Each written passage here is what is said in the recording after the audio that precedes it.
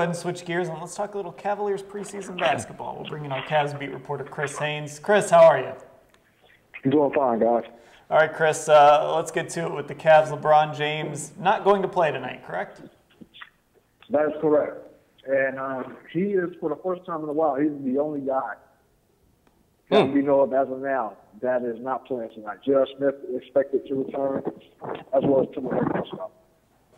Chris, when you look at what the starting lineup is expected to be on opening night against Chicago and what the Cavs have done so far this preseason, they haven't had that lineup together in a preseason game yet. And part of that is because Kevin Love's debut has been pushed back to maybe Sunday against Toronto. Is there enough time for these guys, and there are some new faces here in this starting lineup, to get the camaraderie and the chemistry that they need from opening tip against Chicago?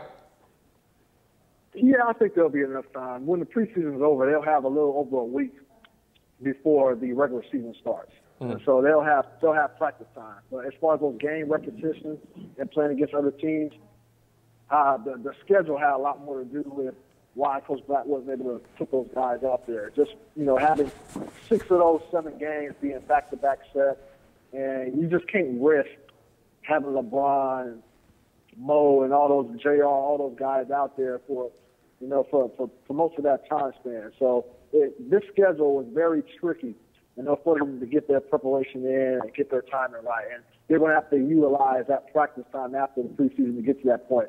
And I think it'll be enough time for that. Chris, going back to LeBron James, he is a slight favorite to win the MVP award this year. Do you think it's an award that he can or should win this season? It's going to depend on the record. It's going to depend on how quick it starts to get off. Obviously, that wasn't the case last year. They got off to a poor start last year, and LeBron James came back, after that 2-week hiatus, and he was LeBron James of old. I just think I wouldn't put LeBron that high.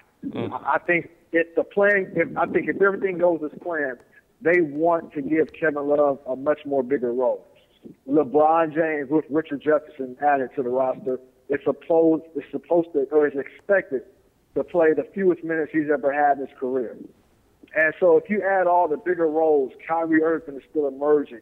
Hopefully he's still back to form when he gets back. I just think this will be a season where his role will be diminished for the good, because you want him full health in the postseason. I just don't think his diminished role and his diminished minutes will equate to winning another MVP award this year. I could be wrong. He's still LeBron James, so we'll see what happens. Chris, you bring up Kyrie Irving. If it was like a baby pool, and you had to pick a date of when you expect Kyrie to make his debut with this team, and he's not practicing, he's not really doing a lot when it comes to getting ready for the regular season, what date would you pick for Kyrie? I would pick probably around, that's yours truly, Joe Vargas, yelling. It's not a video bomb, he's doing a phone interview bomb. The date I will present will probably be around December 5th, somewhere around that area. Obviously, I reported, during the summer that I was hearing that Kyrie would not be available opening night, and Cavaliers later confirmed that. And I was hearing that he can possibly extend all the way to January 1st.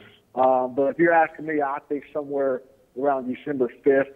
I know the Cavaliers, they're hoping that, it's not a plan, but they're hoping that Kyrie can be a full go in practice mid-November.